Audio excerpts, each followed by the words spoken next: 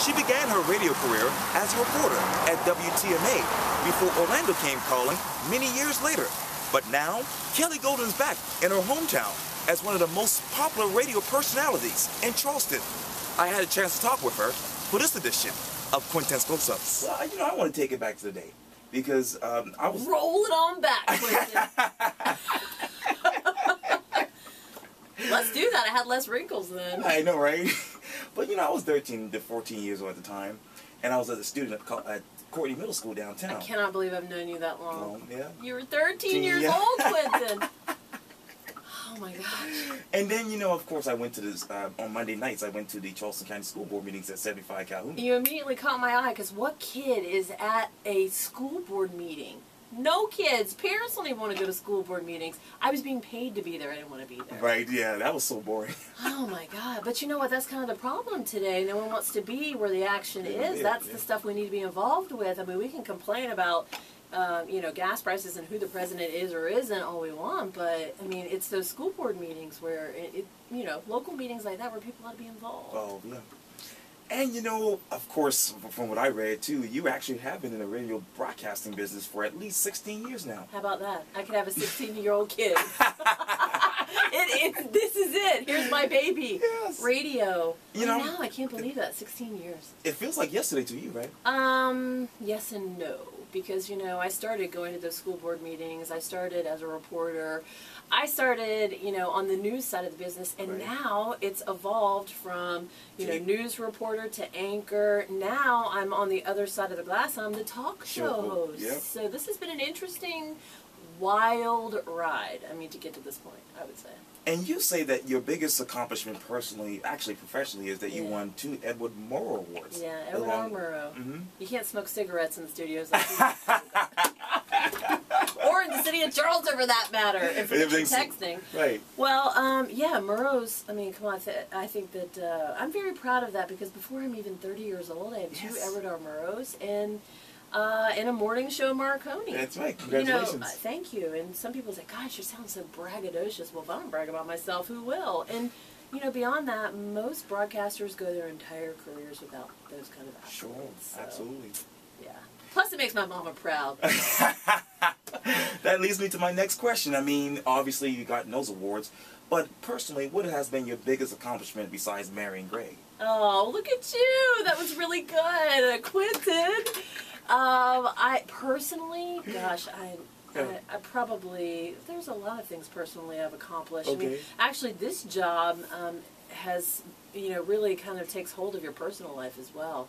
I've traveled around the world, downrange with the military overseas. I've flown through hurricanes. I've gone to Haiti on a C-17 and seen devastation that, you know, I never thought I'd experience. And it's those kind of things that remind you every day when the alarm clock goes off at 2:15 in the morning that life could be worse. Yeah. And let's talk about coming home, because obviously you were here before. This is your hometown. Grew up in Somerville. That's right, that's right. Good old Summertown. Yeah. And, you know, of course, you basically said this too, but you came back to WSC and you actually married Greg at the same time. Yeah. Well, Greg and I actually worked together before I left. We worked at WTMA first, and he worked at 95SX. And it was funny, he told me the first time he met me that he knew we were going to be married. Wow. We worked together for like 6 or 7 years after that. I said, why didn't you tell me this? You know, we could have saved our, both of, you know, each other heartache. Right. But, you know, I realized, Quintin, I mean, life is, you know, about messy stuff too. Oh, yeah. And, you know, we needed to go through that to get to the good. Yes, indeed. Yeah. And let's continue to talk about home, because as you mentioned, you grew up in Somerville. So tell me, what are your memories of growing up there? Oh gosh, I have so many. I grew up in a cul-de-sac, and it was everybody was in everybody's business. You knew, you talked to your neighbors then, right? Yeah. I mean, I remember babysitting for my neighbors. In fact, I had Wanda, the Peavies on one side. I had 3 little boys. Used to always babysit for them. Okay. And they had beautiful golden retrievers, and they would breed them. At least I remember one. They had 1 litter of puppies, and I said, "Please, Wanda, please, Miss Wanda, wake me up. I don't care if it's in the middle of the night, so I can watch these little puppies being born." Yes. Sure enough, 2 o'clock in the morning, I got that knock on the door. Come on, it's time, it's time. Here I am, birthing puppies. You know, there's a lot of wonderful memories I have of growing up in Somerville. It's a wonderful place. I mean, so many people know that. And let's continue to walk down memory lane. As you mentioned, you actually attended the College of Charleston. You know, I'm wondering, who was Kelly Golden? And I graduated in 4 years. You did. I hear now most people, you can't even... It takes like 6. Yeah, well, yeah, that too, yeah. It's so crowded. It is. It is expensive too. Yeah. Oh, don't don't even talk about that. That's a different story. Have I paid off your student loans yet? No, not yet. Well, the College of Charleston, what can I say? The broadcasting program was like this. Now it's like this, which is great. It's nice to see it grow. I love going back and talking to kids at the College of Charleston because I pushed my way into the radio business by interning. I work for free. That's right. And I know you know how important that is, right? You've pretty much interned TV all over Channel 2, 4, 5. Yeah, a lot of people don't know that. Well, and especially in this down economy, I always tell people, I'm like, you want to, get your foot in the door instead of being, a stack of resumes, well, now in an email form, I guess. But, intern. So important. Showing that kind of perseverance, like you, it's really important. That's important to people in this business. And, of course, you actually... And working your way up the ladder, that's important, too. Don't think you're going to graduate and get, some good paying jobs so you can start paying off your student loans. It didn't work that way. It didn't work that way for me starting out 16 years ago. Right. You told me a couple of months ago that you were paying off your student loans. Oh, gosh. Oh, yeah. Let me tell you, when I first started, I had 3 jobs. I worked I didn't have days off. And it was just so I could have a gig in radio. And it was a weekend. They created a job for me where I was running everyone else's talk shows. I was terrible. I would hang up on people to be there. I finally said, I need to be in front of the microphone, not behind it. And so I worked my way up, went to the meetings, It's all about, nothing about that's changed. You always will have to pay your dues. And speaking of which, may I say that, when you're working at WTMA, you were virtually unknown. And now here you are, you're one of the most top, radio personalities on Charleston Radio. Oh, Quintin, I don't know if I can handle all this. No, come on. Well, hey, if that's the case, then I'm doing something right, I guess. I hope. I think you are. Quintin, I think it helps that I left WTMA to work in a larger market. I went to a top 40 market in Orlando, Florida. And I really thought that I was going to keep going, up from there, top 20 market, which is sort of a... I don't know, say a Charlotte, then you move to an Atlanta and like a top 10. DC, Right, and so it turns out I get a phone call from 94.3 and they're like, hey, what do you think about coming back home? And I was like, that wasn't really in the cards, And, they said, well, we're an FM news talker and we were pretty new, and this is 8 years ago, so we're kind of pretty new to the whole concept. I left a heritage AM news talk station that literally just flipped to the FM dial. 8 years later. So 94.3 has been ahead of the game for such a long time. FM News Talk is just, it's more rock and roll. It's the same, we're still talking about stuff that matters. That's never going to change. Yeah, but it doesn't have to be boring and scratchy and drop in and out, But personality-wise, how does it feel to go from being unknown to really known? My personality has never changed. I just now can actually share it. Before when you're a news person, which the opinion thing I get. As a news person, you don't give your opinion. That's not, that's not what you do. It's not the way you roll. You don't hawk aspirin. Dan Rather doesn't hawk aspirin.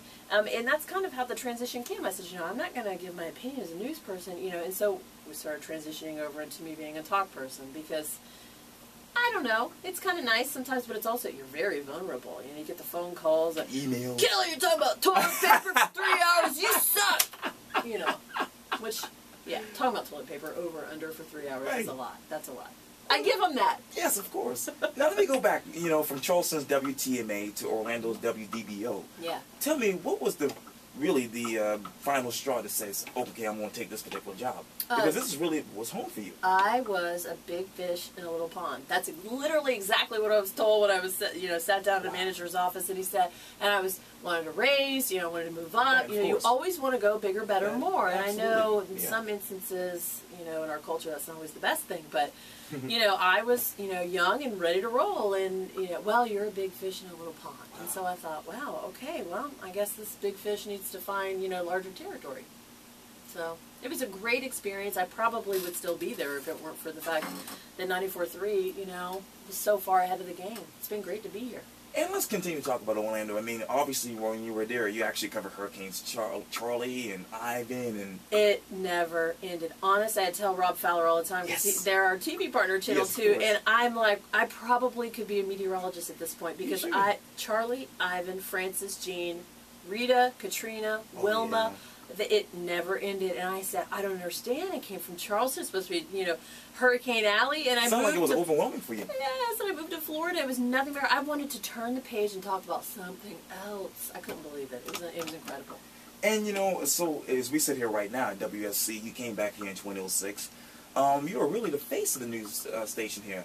Yeah. And I asked this earlier, but have you been able to take all of that in? No, it's a lot. It's a lot because this is a 24/7 business. Right. I mean, it's different in TV because you actually have, you know, you have a staff, you have a lot of people. Of course. And there's only a few of us, like, you know, really working all the time. And, you know, with social media and the internet, it's you love that. everything, which you're so great about. Oh, thank you. Yeah. It's changed everything. And so it really is kind of hands-on all the time. So it is a lot. That's the overwhelming part of it for me. Yes. And since we were talking about WSC, you have interviewed people like Ron Paul to the recent political candidates. As we sit here right now, I'm thinking... Barack Obama and his wife Michelle interviewed. That's right, yes. I talked to Michelle about toilet paper. I don't know what my thing is about toilet paper. What is up What's with their that? fascination about that? I don't know. Well, because you know what it is, Quintin? Politics, it touches our lives in a lot of ways that sometimes we just don't think about. We like to get upset about, you know, the hot button issues, but, you know, frankly, we all use toilet paper. We all, you know, get out of bed and put our pants on one leg at a time. Of course. And so, you know, those are the things that really matter. Stuff, how does it exactly relate to us? That, to me, sometimes is, you know, getting to the heart of the matter.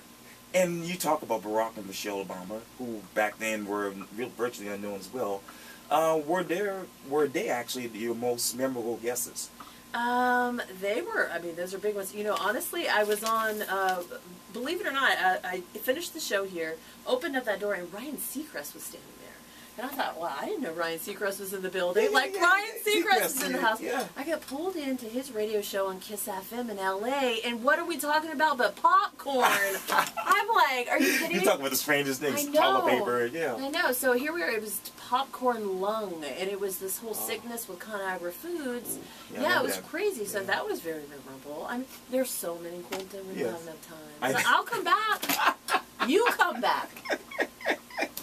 I always do. Hey, you know, I don't do this often, but I was scrolling to your Facebook page, and something struck me. Stalker. I know, right? I'm just kidding. What are you going to do? It's the internet, World Wide Web. Well, right. Put it out there. A Facebook friend said this about you. Well, basically, morning radio. He said, quote, that's nice. Yeah, it is. He said, quote, morning radio in Charleston sucks, with the exception of Kelly Golden.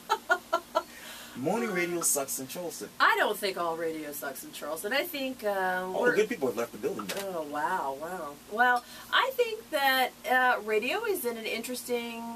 It's in an interesting transitional point, I think. Yeah. Thank God for iHeartRadio. Oh, right. We have iHeartRadio where you can take us with you everywhere you go, which is wonderful because it's, whether you're not in your car, everybody's got a phone in their hand.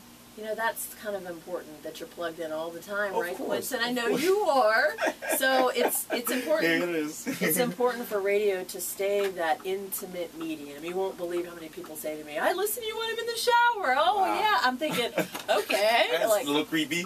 But go ahead, yeah. But that shows you how intimate the medium is. It's you and me talking, right? Yeah, it's not me talking to thousands of people, although it is, right? Yeah. So, I mean, it's that is a huge, to me, that is just, especially coming from somebody, I think he was in the radio business at one time. Yeah. So, industry professional, that was a compliment for you. Huge compliment. Yeah. I mean, you know, Tessa and Baby J have left.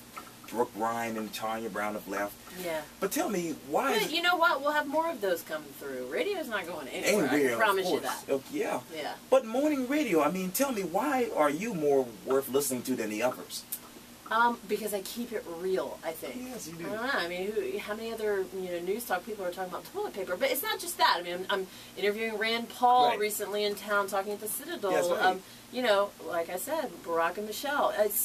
It's a little bit of a lot, but it's a lot that matters to your life. Yeah. I think that, and it's all about, I think, bringing more people to the fold. I don't care if you voted right, left. I think that we are more alike than sometimes that we like to admit or realize. And so I want to talk more about the stuff that brings us together and not divides us so much. Okay.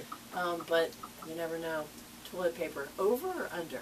Oh, Lord Jesus. You would never think how many people have so much to say about their toilet paper roll. But I'm telling you.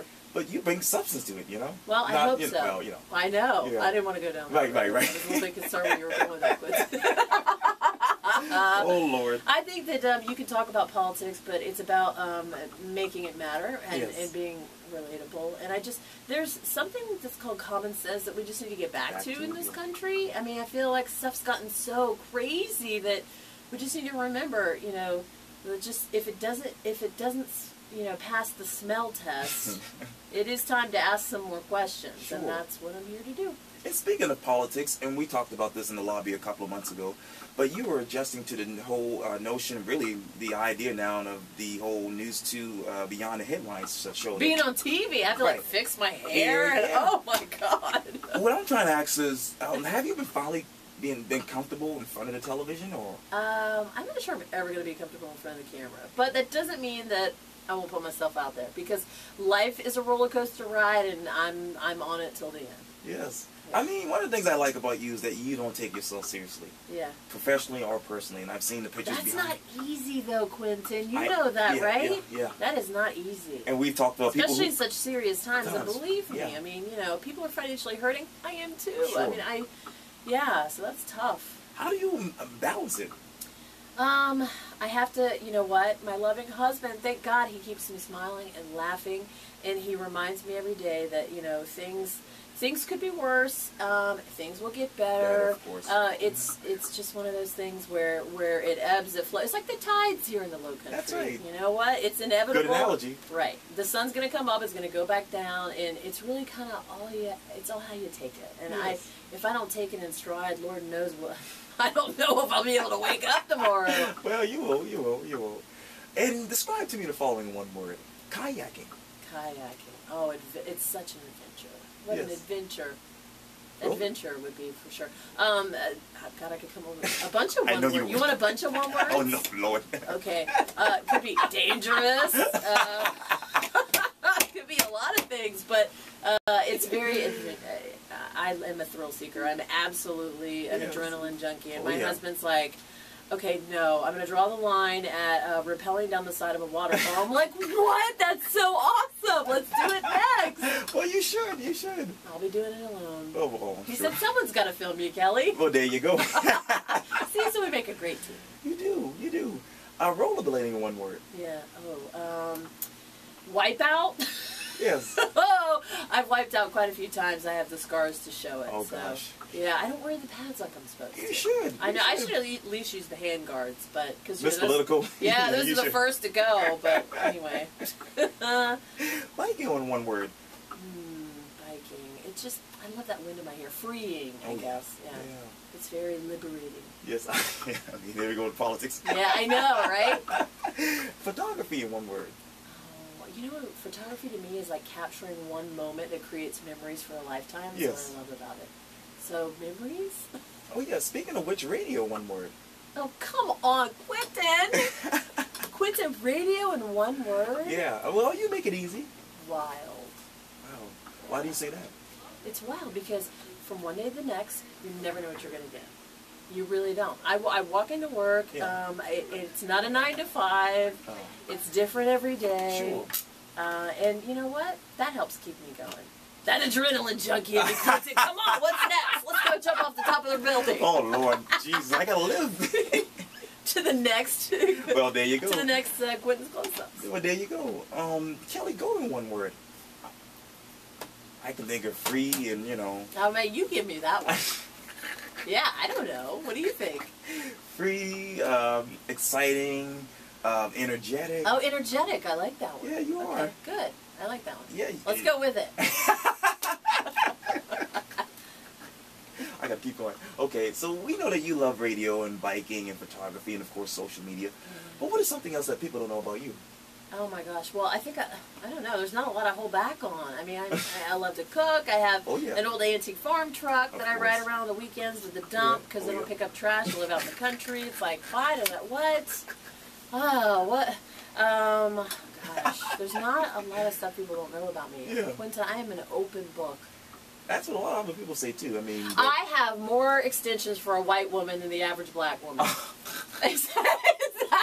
Someone told me that that one time. I had a co-host here on the radio, and he said that. Really? He said, you have more hair extensions than the average black woman. God bless you. God bless you tremendously. Because one day I'll have, you know, short straight hair and a bob, and then the next day I've got this long ponytail, and people are like, what is going on? I'm like, Scoozy, check it out at the Rite Aid. You can just clip it in. It's easy to do. I mean, that, and I have a hat habit. Really? Oh, yes. I love hats. Yes, you do. Yes, I do. It's a problem. You know, some women are into their shoes. And you're into your hats. I got hats. But I like what you have on now. Yeah? But we can't see it from here. Oh, wait, where is it? Yeah, right you there. See it? Yeah, your shoes. Oh, my shoes. Yeah. I thought you were talking about the hat. No. You probably got to have it back here somewhere. We'll figure it out. We'll find it. Yeah. We'll give you the hat. What about, I would love that. All right. Yeah, put it on Facebook and Twitter. What's some people know about you? Oh, no. Come on, Quintin. No. This is about you. No. I'm here to interview you. One day I'm going to turn that camera back around on there. You should. I mean, I've done it on myself before, but... Have you? Yeah, All right. yeah, of course. What is one thing someone doesn't know about you? Oh, Lord. I love to run. You love to run. Yeah, I knew that about I love social media. Oh, we know that already. Yeah. Yeah, so many people on Twitter, Facebook, YouTube and Foursquare, Pinterest, LinkedIn. I haven't gotten on Pinterest yet. I mean, I'm on all the other stuff, but... Especially since you like hats. No, but it's another thing, Quintin. Oh, it's hard my to keep up with all of gosh. them. Yeah. How do you keep up? It's like a 24/7 job. It really is. I wish I could, get paid for it. What's your number again, Quintin? How can we contact you? Through social media. And there you go. Well, I mentioned this earlier, but you have been in the radio business for 16 years. Golly. Let me ask you so this. old every time you say that. You look fine to me. Hey, I'm almost 30, but then... Oh my God, Quintin. Yeah, you're getting old. Yeah, I'll digress. But let me ask you this. Do you see yourself in the radio business for the next 15 years? I don't know. I Because guess it's changing. knock on wood, God willing. I mean, I'd like to have a paid gig. Yes. Especially in this economy. Are you kidding? Yeah. One would hope so. I hope so. I think that this is the beginning. Transitioning from one to who knows what's next. Right. I mean, Who do you would like to interview next? Oh my gosh, there's Politically. So many people. Politically? The next president of the United States. That'd be great. Yeah, absolutely. I'm on a roll now. President Carter I interviewed at one point in the back of a bookstore in Citadel Mall. That was interesting. So, yeah. George W. Bush I interviewed. He and his wife Laura. Oh, yes. And then, the Obamas. So I'd like to keep it going. You should get Linda Page next. Yeah. She's getting sworn. Well, I've invited her in. I don't know what's up with that. I gotta talk to her first. Maybe because I told her I wanted her to bring some crab cakes. On that note, I didn't tell her that, but really? I wouldn't poo-poo the idea.